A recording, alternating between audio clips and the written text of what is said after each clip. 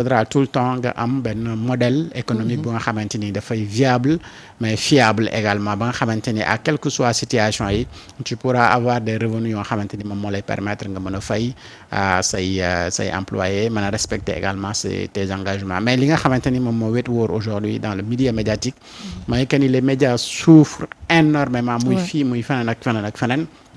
parce que y a pas d'argent y a pas de revenu et qu'au Sénégal d'ailleurs on voit les gens ñi nga xamante ni ñoom ñooy def publicité c'est des gens très rares et que la publicité loolu c'est ce qui fait vivre la télévision à part la publicité y a que des parrainages ou des abonnements yu nga xamante ni da nga koy mën a am et puis il y a également ce qu'on appelle les conventions de partenariat et cetera ce qu'il faudra ñu noter ñun ñëpp mooy un média c'est en même temps benn agence de communication et quand tu as une agence de communication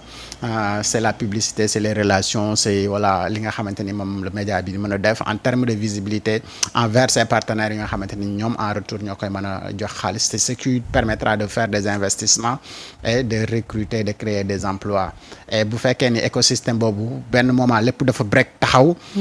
rien ne bouge donc day répercuter naturellement ci li nga xamante ni moom mooy am ci kër yooyu noonu et on ne le souhaite pas à Groupe Futurs Médias on ne le souhaite à personne nga nekk situation boo nga xamante ne situation de crise la ba tax ngay am départ di tax ngay am voilà di licencier ñenn ñi et cetera et aujourd'hui xam nañu dëkk bi nu mu mel am fii xëy nu mu jafee donc bu fekkee ni da nga am benn groupe bu nga xamante ni dafa nekk mais li wet wóor mooy impôt moom ci réew boo ko amee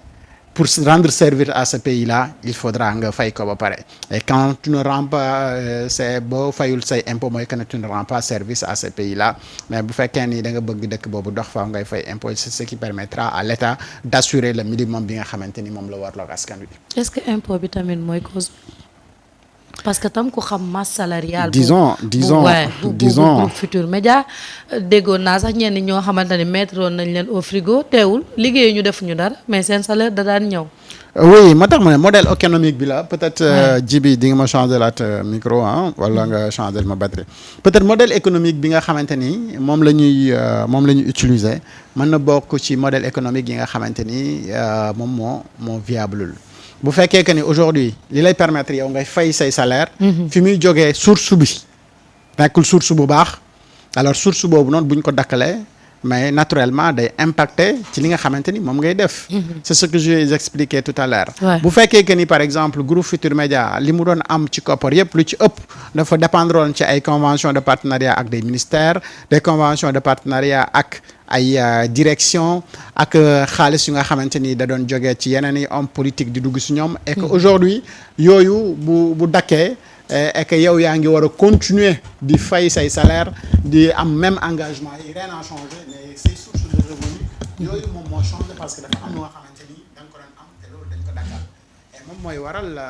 li nga xamante ni moom mooy am moo tax bu fekkee da nga nekk si média di am say revenus donc fexeel ba ngay revenus yooyu noonu mu fiable et en même temps mu viable mooy que ni dans le temps nga xam ne source de revenus yi nii warula am possibilité pour mu am interruption mais bu fekkee ni tout est basé sur la base politique à chaque fois que régime change et que tu n'es pas avec ce régime là wala ñoom ñu am beneen politique bu ñu gisee que ni noonu la ñu war a traiter avec les médias mais naturellement impact bi dafay ñëw ci yow et c'est aujourd'hui ce qu'ils sont en train de subir et maintenant c'est-à-dire période bi ni mu brusqué c'est là où c'est très important de poser des questions pourquoi c'est aussi brusque bu fekkoon c'est 1 an 2 ans ñoo xam ne auparavant privilège ñu doon am ils n'ont plus cette possibilité là et que li ñu jencoon comme économie pour le fonds de roulement de l'entreprise loolu dafa jeex ba nga xamante ni aujourd'hui ils peuvent plus et que ils prendront le temps de mettre les formes pour les licenciements ak ñenn ñi nga xamante ni renégocier nañ ak ñoom discuter ak ñoom ci li nga xamante ni moom mooy am mais jusque là aussi Groupe Futurs Médias gagne des publicités donc aujourd'hui ñoom publicités yi ñuy am ñun suñu ko doon am mais on allait faire autre chose mais bon maintenant ce qui se passe à l'interne c'est comme je dis à l'entame de mes propos que ni ñoom ñoo la gën a xam li nga xamante ni moom moo xew mais li ñu xam te mu wér ñu wóor ni mooy Groupe Futurs Médias doit au minimum 16 milliards de fisc au Sénégal et que fiscalité boobu noonu du bor bu nga xamante ni bu ndaw la bu fekkee ne dañu am obligation fay ko ba mu jeex nag Bon, ça peut être véritablement un souci. un sujet destination Faty Dieng mën nañ ko xaar RTS wala fuñ ko war a xaar. d'autant plus que xale yi ku génn rek pour ñoom RTS nga war a def. waaw Faty Dieng mën na dem RTS pourquoi pas. bien sûr alors y a pas un meilleur profil pour Faty Dieng mu atterrir à la RTS. Ouais. Parce que xam nga auparavant les gens dañ doon daw les entreprises publiques dem ci entreprises privées yi parce que entreprises privées yi payent mieux et respectent plus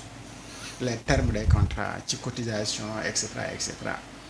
et pour se développer pour être beaucoup plus libre et cetera alors doo am ci yenn obligation yi nga xamante ni moom la entreprise publique yi dem mais aujourd'hui su dee on se rend compte que être dans les entreprises publiques les sociétés publiques moom moo ëpp avantage mais ñi nga xamante ni ils sont pétris de talent comme Faty Dieng ak ñeneen ñi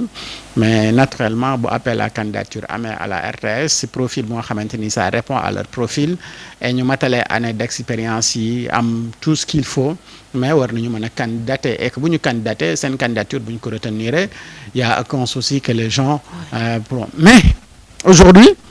je me dis man c'est un gâchis bu fekkee ni tu as autant d'expérience et tu as autant de relations tu as fait autant d'années d'expérience si benn de secteur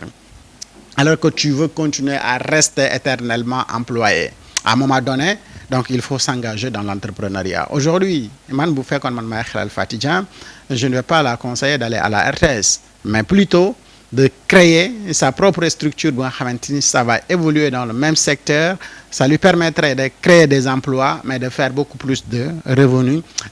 en utilisant carnet d'adresse am professionnalisme am ak engagement am ak liggéeyam elle pourra beaucoup plus servir à ce pays-là et en même temps de créer des emplois et ça lui permettrait de gagner plus que di nekk ci employé que ce soit RTS wala beneen mën na nag entamer également benn carrière internationale pourquoi pas dem ci beneen chaîne bu nga xamante ni chaîne internationale comme whatever je dis Sunugal 24 Monde peut-être qui viendra dans peut-être ñëw jël ko mu nekk di liggéey ci benn chaîne bu nga xamante ni chaîne internationale la ñàkk rek nekk et qui vous dit que ni Faty Dieng ne viendra pas à Sunugal 24 parce qu'il y a d'autres défis et pour man yenn année d'expérience soo ko amee même bu fekkee ni da nga war a dem bon des maisons comme la RTS pour man rien amatoo loo fay prouver quoi donc faut avoir un défi un challenge def ko relever défi boobu ak challenge boobu noonu moom moo gën a audacieux gën a avantageux pour moom et ça lui permettrait mu tàggat ñeneen ñu nga xamante ni véritablement dañuy lii comme ça on aura des modèles copiés de Faty Dieng on aura donc elle aura à multiplier des Faty Dieng dans ce milieu-là mais bu fekkee ni elles seules se produisent et voilà mu continuer donc on n'aura pas des Faty Dieng 2 3 4 5 6 et bu fekkee ni c'est sa structure elle pourra faire de sorte que elle aura des Faty Dieng et cetera et cetera donc aujourd'hui sa destination moi je pense que bu demee aussi mais pourquoi pas ñu dénk ko aussi beneen direction et cetera donc elle a le talent et puis elle peut servir le pays ci yeneen i domaines yu dul rek nekk à la télé. voilà ñu wax ci beneen actualité bi Bougane Gueye Dany dégg nga kàddu yi nga xam ne yëkkati na ko ginnaaw mbirub Cheikh Omar Diagne bi moom nag li mu ñaawlu bokk na ci pataaral gi nga xam ne nemmeeku nañ ko ci le président ak son premier ministre ci affaire bi wax na itam murit yi dañoo war a jël seen mbir yi ci seeni loxo donc mu doon ay mbir yoo xam ni dañu nekk ci réew moo xamante ni dañuy jël benn wax di ko yóbbu benn dimension boo xam ne après fi mu ñuy yóbbu du neex kenn. Mais Cheikh Bougane, pourquoi veut-il que les mourides aient un problème avec Cheikh Omar Diagne? Pourquoi veut-il que le président de la République en parle? Qu'est-ce qui se passe? Pourquoi? C'est une affaire bu nga xamante ni pour man mérité wul woon un débat. Ouais. Les gens ont constaté ce qui s'est fait, les gens ont dit des choses, les gens ont démenti. Et puis on tourne la page, le Sénégal avance. Ouais. Il n'y a pas que ça à dire. Ce débat-là, en est lan la ci Sénégal di gagner. Et pourquoi, à un moment donné, le président de la République du Sénégal doit-il se prononcer sur une question comme ça? Une question bi nga xamante ni